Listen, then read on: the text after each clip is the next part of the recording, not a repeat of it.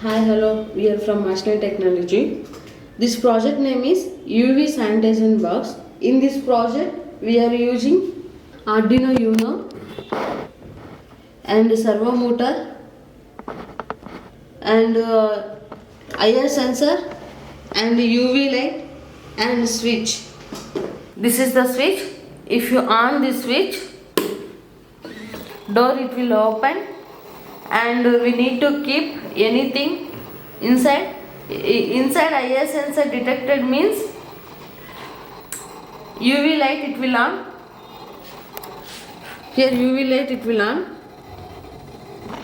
If you remove thing, UV light it will off. Whenever keeping anything, UV light it will sanitize that object. If you remove, it will off. And this is the switch. If you off the switch, automatically door it will close. Here through relay we are controlling the UV light. Whenever IR sensor detected, on the time relay it will on, and if relay is on means UV light it will on.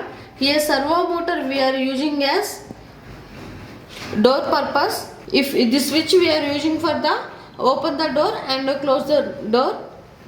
Thank you for watching our video. Please share, like our channel.